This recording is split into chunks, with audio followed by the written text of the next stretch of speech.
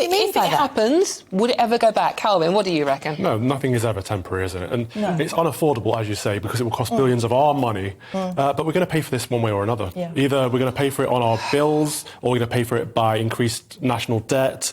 Something has to be done, though. And I think one way might be scrap the national insurance rise. For a start. Well, which one has promised that? Is it Liz or Rishi? I keep up. Liz promising what?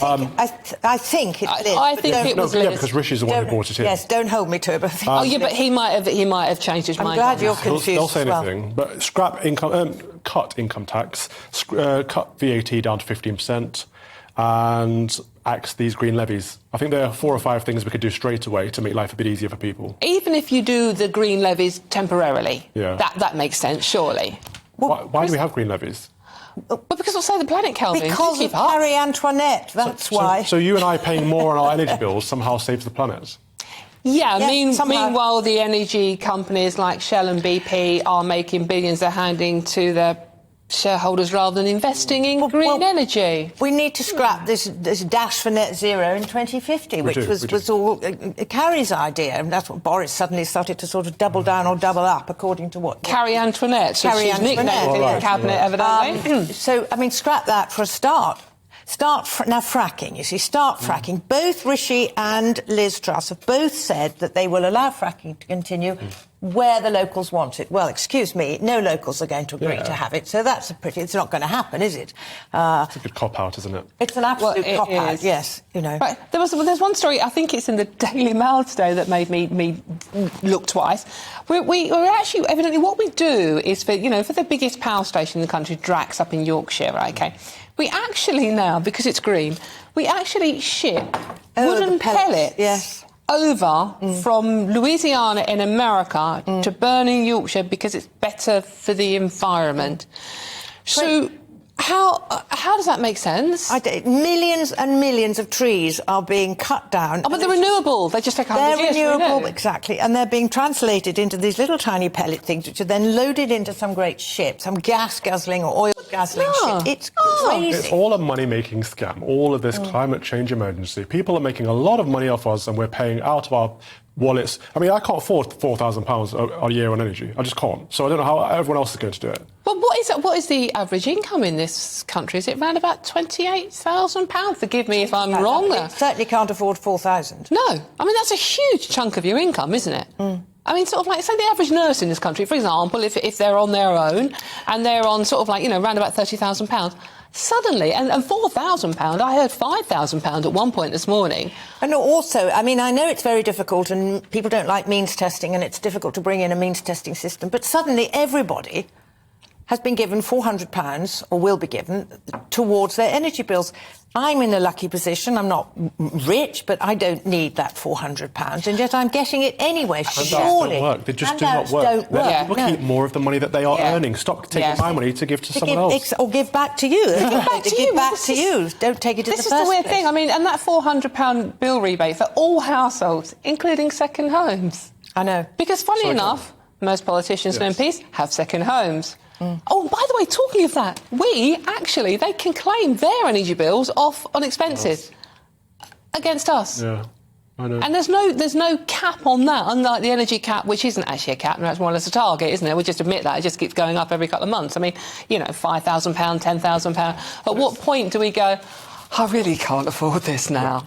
The only thing that can be done to put a plug in this whole thing is to start stopping the leaks. I know that's going to be a long process, and that comes back to what I said before the break, is that why haven't Ofwat, they are the public guardians of all this. It's a privatised water system now. No longer is water competing with the NHS and schools and everything else, which it does when it's nationalised, so it makes it very, very difficult. Why hasn't Ofwat turned the screw on these companies over the past... I mean, when was water privatised? 1986 or something like that.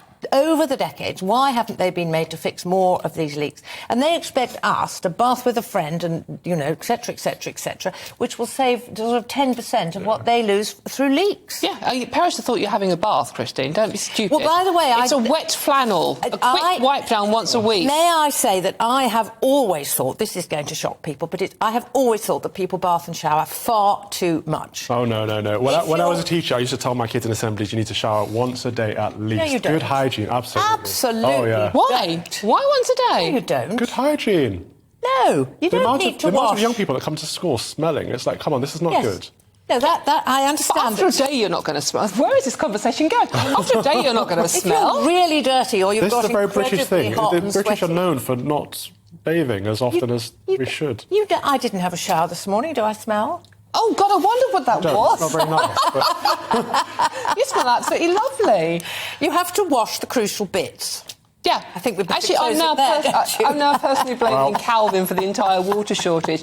But I mean, sort of like going back to nationalising industries. I mean, Howard Cox, who we were speaking to earlier, said that unless something is done and something is done soon, I'm not suggesting what Gordon Brown says is right, but unless something is done soon, there will be civil unrest in this country. Do you think that's a possible thing? Nothing will be done because big business is winning from all of this stuff. They're making a lot of money. Politicians are too short-termist. You know, we saw that Nick Clegg said back in 2010 we shouldn't focus on nuclear energy because it won't be done until 2021/2022. Well, if they had have done that, we'd be all a lot happier now. Politicians aren't going to help us. Big business is not going to help us. We're going to have to help ourselves. And? It's going to end up in civil unrest. What? I mean, would you take part? Would either of you take part? Yes. Would you? Christine? Well, it depends. I mean, I've marched before over various things, but yeah, I might, yes. The other thing I don't understand is, I can't remember which water company, but I think it's Thames, spent £250 million on a desalination plant that has not been put into action. Oh, this is now, the what Thames is that water all one, about? isn't it? Thames, Yeah. yes.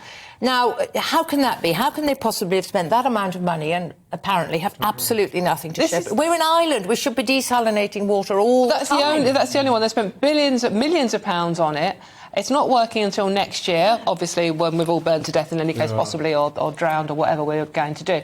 And wasn't the CEO of Thames Water ordered a bonus of millions of pounds for doing such a good job? I've always been accused of being quite snobby on this, but Thames Water is disgusting. It's already been through like at least 8 human beings before it gets to us. Oh, God, you're obsessed by hygiene this afternoon, You can taste the difference. If you go up in the Midlands, where I'm from, Severn Trent water, it just tastes like water. Then you come down to London, it tastes disgusting.